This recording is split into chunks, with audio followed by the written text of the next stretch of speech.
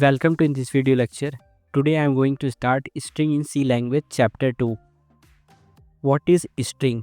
The string in C language is actually a one-dimensional array of character which is terminated by a null character in bracket /0. हम null character को ऐसे denote करते हैं. String जो होता है C programming में one dimensional array of character होता है. मींस जो कैरेक्टर टाइप का एरे क्रिएट करते हैं वन डायमेंशनल, उसी इसको हम स्ट्रिंग कह सकते हैं सी लैंग्वेज में, जो कि नल कैरेक्टर से टर्मिनेट होता है. Thus a null terminated string contain the character that comprises the string followed by a null. ये वही बता रहा है कि जो स्ट्रिंग होता है वो कैरेक्टर से मिलकर बना होता है और लास्ट में नल से टर्मिनेट होता है, फॉलो करता है. Unlike many other programming languages, C does not have a string type. बाकी प्रोग्रामिंग के जैसे सी में कोई स्ट्रिंग टाइप नहीं है वेरिएबल्स को क्रिएट करने के लिए, to easily create the string variables. Instead तब भी हम you must use the char type and create an array of character. हम char type data type use कर सकते हैं और एक एरे बना सकते हैं जो कि कैरेक्टर टाइप का होगा, और उसको हम स्ट्रिंग के लिए यूज़ कर सकते हैं सी में. I hope this is clear.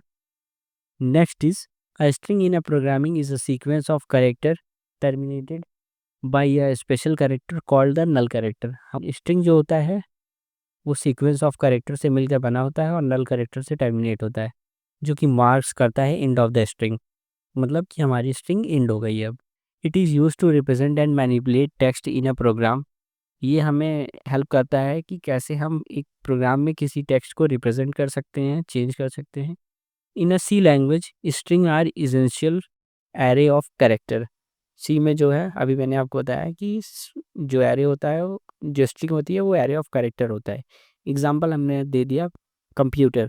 अब वो नल कैरेक्टर आपको दिखता नहीं है बट लास्ट में वो नल से ही टर्मिनेट होता है. हम ऐसे डिनोट करते हैं स्ट्रिंग को डबल कोट्स के अंदर, जैसे मैंने कंप्यूटर लिखा है. Key points. String is stored as a contiguous sequence of character in memory. अब वो मेमोरी में एक लाइन से ऑर्डर में स्टोर होता है. ऐसा नहीं होता कि एक यहाँ स्टोर कर दिया, एक दूसरी जगह स्टोर कर दिया. तो एक कंटिग्यूअस मेमोरी लोकेशन में स्टोर होता है. और null character is automatically appended at the end of the string to indicate its termination.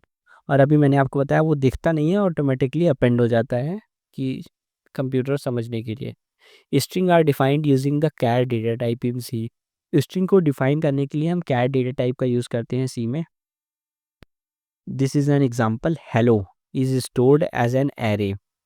अब इन ब्रैकेट हम देख सकते हैं कि एच सिंगल कोट्स में लिखा है, ई फिर सिंगल कोट्स में, एल फिर एल ओ फिर लास्ट में /0. अब हम इसको कह सकते हैं कि array of character. Hello denote तो किया स्ट्रिंग में हमने, बट ये कैरेक्टर ऑफ एरे है जो कि लास्ट में दिख रहा है यहाँ पर टर्मिनेट हुआ है. वो नल कैरेक्टर भी एरे में स्टोर होगा. What is string declaration. हम डिक्लेयर कैसे करेंगे स्ट्रिंग को. जैसे वेरिएबल को डिक्लेयर किया जाता है वैसे स्ट्रिंग को भी डिक्लेयर किया जाता है. Declaring a string in a C is a simple as declaring a one dimensional array. String को हम वैसे ही डिक्लेयर करेंगे जैसे वन डायमेंशनल एरे डिक्लेयर करते हैं. ये बेसिक सिंटैक्स है. स्ट्रिंग नेम साइज ब्रैकेट, तो वन डायमेंशनल एरे हो गया ये हमारा. How to initialize a string in C.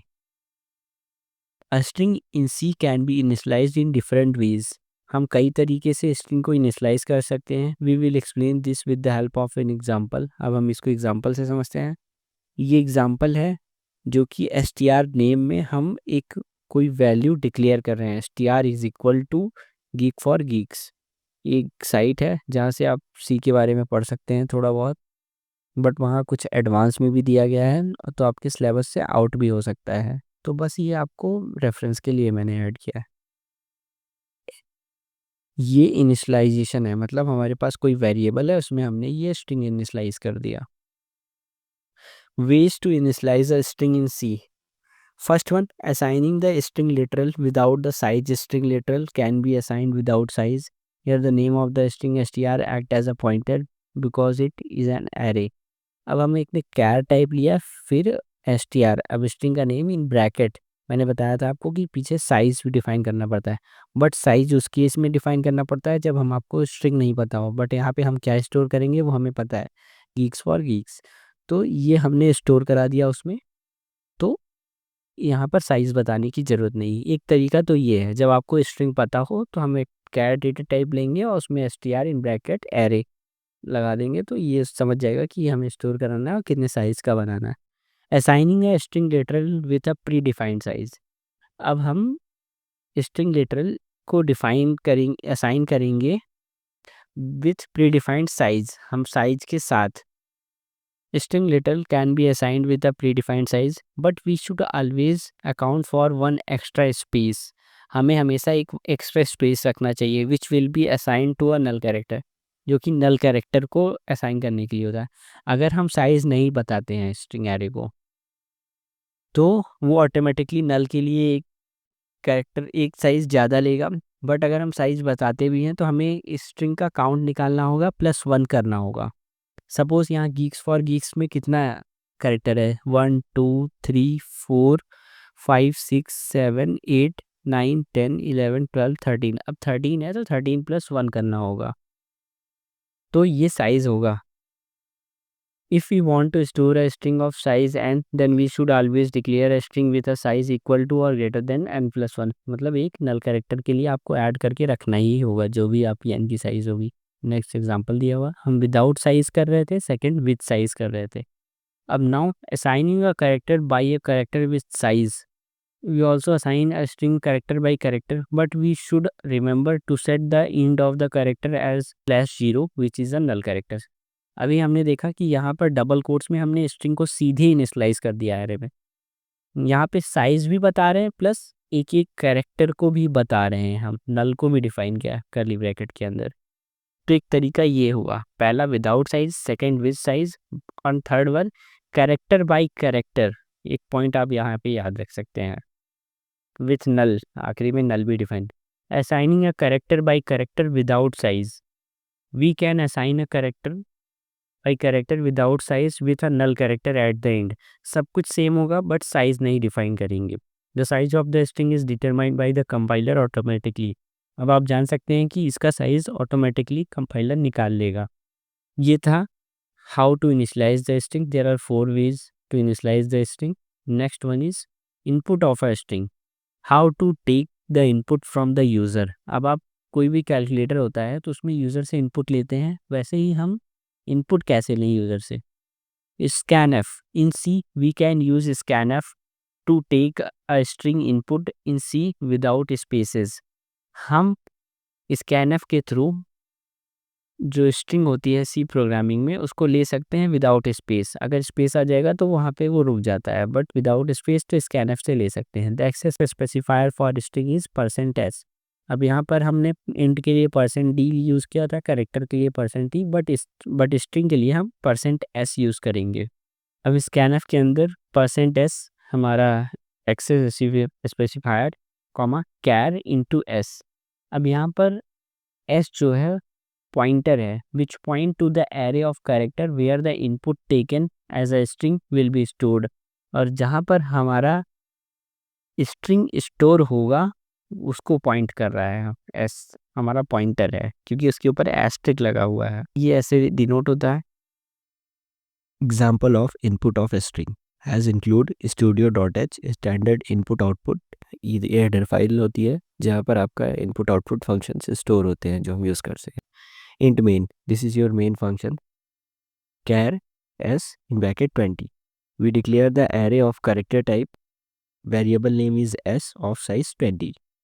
In next slide we are using printf to show the output to the user, enter the string। जब user string inter करेगा तो इस हम उसको scanf के थ्रू रीड करेंगे, %ds जो भी वैल्यू होगी वो s वेरिएबल में स्टोर हो जाएगी। printf entered string is the given string, return 0 means successfully return हो गया। Input entered string is enter the string master programming, तो यूज़र ने मास्टर प्रोग्रामिंग इंटर किया बट आउटपुट में क्या आया, सिर्फ मास्टर। क्यों? स्कैनफ तब तक रीड करता है जब तक उसको स्पेस नहीं मिलता, मास्टर के बाद तुरंत स्पेस आ गया तो वो वहीं स्टॉप हो गया। This is a drawback. Next is input of a string gets method. This is a C standard library function, ये सी का एक स्टैंडर्ड लाइब्रेरी फंक्शन होता है Get take the complete line as an input and store it in the string provided as a parameter. और ये complete line को read करता है और स्टोर कर देता है स्ट्रिंग को जो पैरामीटर प्रोवाइड किया गया रहता है. The working of get is such that it keep reading the input stream until it encounter new line character. अब ये स्पेस पे नहीं रुकेगा, ये जब तक इसको next line character new line character नहीं मिलेगा स्लैश एन, तब तक ये रीड करता रहेगा. Syntax is gets in bracket string s, जो भी आपके स्ट्रिंग वेरिएबल है उसको पास कर दीजिए. Here s is a pointer which point to the array of character where the input taken as a string will be stored and return. जो भी input लिया जाएगा उसको स्टोर करके रिटर्न कर दिया जाएगा. This function will return the string in S when it finishes successfully. और ये फंक्शन रिटर्न कर देगा स्ट्रिंग को एस को जब ये फिनिश हो जाएगा सक्सेसफुली. नाउ एग्जांपल, ये सेम ही कोड है बट डिफरेंस यही है कि हम स्कैनफ की जगह अपना गेट्स मेथड यूज़ कर रहे हैं जो कि इनपुट को रीड करेगा. अब यहाँ पर हमारा इनपुट मास्टर प्रोग्रामिंग था, आउटपुट भी हमारा मास्टर प्रोग्रामिंग है. अगर हम मास्टर प्रोग्रामिंग के बाद नेक्स्ट लाइन में कुछ और एंटर कर देते तब ये पूरा नहीं रीड करता, बट जो एक लाइन में जितने भी स्ट्रिंग कैरेक्टर्स होंगे सब रीड करेगा जब तक नल कैरेक्टर नहीं मिलेगा. Next is output of a string. First one is printf. If we want to do a string output in C stored in memory and we want to output it as it is, अगर हम कोई string लेते हैं उसे as it is output में show कराना है, then we can use printf function. तब हम printf function use करते हैं. This function like scanf uses the access specifier %s to output the string. ये function scanf की तरह होता है, बस ये भी access specifier का यूज़ करता है. इसमें क्या होता है, बस हम एम्परसेंड नहीं लगाते हैं, उस स्कैनफ में हम एम्परसेंड लगाते हैं. Here s is a pointer which point to the array of character which contain the string which we need to output, जो हमें आउटपुट में शो करना होता है. This is an example of output of string. हमारा header file, फिर main function, हमने एक आई डिक्लेयर किया वेरिएबल और एक एरे डिक्लेयर किया जिसमें हमने जीतू साहू ऐड किया है, उसका साइज है 20. printf entered string is, अब हमने एक लूप चलाया आई इक्वल टू 0 से. कब तक चलाते रहेंगे, तब तक चलाएंगे जब तक हमारे एरे का लास्ट कैरेक्टर नल कैरेक्टर न मिल जाए, और आई को इंक्रीमेंट करते रहेंगे. फिर हम printf करते जाएंगे %c/n, जो हमारा एरे ऑफ आई की वैल्यू होगी. प्रिंट करेगा each character followed by new line. अगर हमें किसी स्पेसिफिक इंडेक्स का कैरेक्टर प्रिंट कराना है तो हम नॉर्मली इसको printf एक्सेसिफायर लगाएंगे और कॉमा एस इन ब्रैकेट उसका इंडेक्स पास कर देंगे, तो वो स्पेसिफिक कैरेक्टर जैसे यहाँ पर जीतू साहू में ई होता है वैसे ही वो प्रिंट हो जाएगा. Output enter string is Jeetu Sahu and last में वो ई प्रिंट हुआ है जो हमने सेकेंड इंडेक्स पे प्रिंट कराया था. Another is puts function. Another function which we can use to output a string in C is the puts function. The thing to note, however, is that after printing the given string in the output, the put function transferred the control to the next line. हमें वहाँ पर /n लगाना पड़ रहा था कि एक बार print करने के बाद नेक्स्ट लाइन में जाना पड़ रहा था /n लगाकर. So any other string that we want to print after the execution of the puts line will be printed in the next line by default and not in the same line. अभी हमने देखा था कि यहाँ पर हमें पहले printf लगाया /n लगाकर नेक्स्ट तक कैरेक्टर लूप चलाकर प्रिंट किया. अब लास्ट में हमें फिर से ई को प्रिंट कराना था बट उसके नेक्स्ट लाइन से, तो ये यहाँ पर /n लगाया आगे पीछे, तो ये नेक्स्ट लाइन में ट्रांसफ़र करता है कंट्रोल को. तो ये चीज़ हमें नहीं करना पड़ेगा वहाँ पर. Syntax is puts string s, हमें जो स्ट्रिंग होगी वो पास करना होगा. Here s is a pointer which point to the array of character which contain the string which we need to output. हमारा एस जो है पॉइंटर है जो कि पॉइंट करता है एरे ऑफ कैरेक्टर को, स्ट्रिंग को, which we need to output, जो हमें आउटपुट में शो कराना है. एग्जाम्पल वही सेम, एक कैरेक्टर एरे हमने डिफाइन किया जिसपे जूतू साहू ऐड किया. printf स्ट्रिंग इज हमें जो दिखाना है पुट्स फंक्शन. अब यहाँ पे पुट क्या करेगा, उसको शो कराएगा आउटपुट में. String is Jeetu Sahu. Now string function, there are lots of functions like first one is strcapy, copy करने के लिए यूज़ होता है. मान लो S1 में हम S2 को कॉपी करना चाहते हैं, copy string S2 into the string S1, दो स्ट्रिंग पास किए बैक. strcat कॉनकैटिनेट, मतलब दो स्ट्रिंग को हमें जोड़ना है, concatenate string S2 into the end of the string S1. अगर हमारी स्ट्रिंग S1 में जीतू है और S2 में साहू है तो वो कॉनकैटिनेट करके एक कर देगा. strlen हमें ये लेंथ रिटर्न कर देता है जो भी स्ट्रिंग पास करेंगे variable. strcmp comparing the string S1 S2 and return 0 if they are same. अगर सेम होंगे तो 0 रिटर्न कर देगा. अगर S1 छोटा होगा S2 से तो लेस देन 0 नेगेटिव नंबर, और अगर S1 बड़ा होगा S2 से तो ग्रेटर देन 0 रिटर्न कर देगा। strchr character return a pointer to the first occurrence of a character in a string S1। हमने अपनी स्ट्रिंग S1 पास कर दी और ch सपोज जीतू साहू में हमने s वेरिएबल को पास कर दिया और कॉमा करके e को पास कर दिया, तो पहला कैरेक्टर कब आएगा? जीतू में। सेकंड वन ही e, तो वो first occurrence of a character return कर देगा इन स्ट्रिंग S1।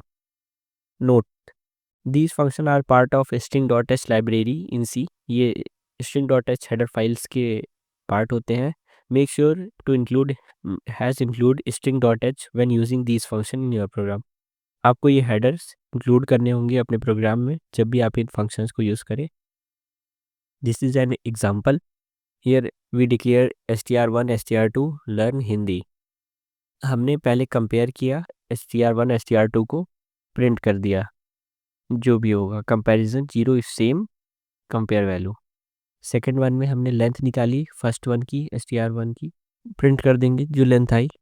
और थर्ड वन इज strcpy, ये कॉपी कर देगा स्ट्रिंग S2 को स्ट्रिंग S1 में। After copying the string strcat, अब कॉपी हो गया str1 में str2, तो दोनों में हिंदी हिंदी आ गया है। तो अब हम जब कॉन्कैटिनेट करेंगे एंड प्रिंट कराएंगे तो हमें आउटपुट मिलेगा हिंदी हिंदी, क्योंकि कॉपी हो गया है। तो देखिए आउटपुट ये आता है। कंपैरिजन किया हमने -1 आया, क्योंकि फर्स्ट वन में लर्न था, सेकंड वन में हिंदी था। तो जिसका भी पास का वैल्यू ज़्यादा होगी तो हमें str1 लेस देन str2 मिला है, तो इस वजह से -1 आया है। लेंथ जो है 5 आई है str1 की। str1 में हिंदी प्रिंट हो गया, पहले हमने देखिए str1 में लिया था लर्न, और कॉन्कैटिनेट करने के बाद हिंदी हिंदी आ गया, क्योंकि सेकंड में तो हिंदी था ही पर फर्स्ट में भी हिंदी हो गया था कॉपी करने के बाद। And this one is str reverse, ये एक फंक्शन और होता है जो कि यूज़ किया जाता है स्ट्रिंग को रिवर्स करने के लिए। और str अपर, ये स्ट्रिंग को अपर केस में कन्वर्ट करता है, str लोअर लोअर केस में कन्वर्ट करता है। ये देखते हैं, हमने लिया था लर्न को रिवर्स कर दिया इसने, लर्न को कैपिटल लेटर में कर दिया, हिंदी को लोअर केस में कर दिया। ये आउटपुट है। Now this topic is over. I hope everything is clear to all. Please share with your friends and schoolmates. If you have any problem, please comment. I will help you on that. Thank you.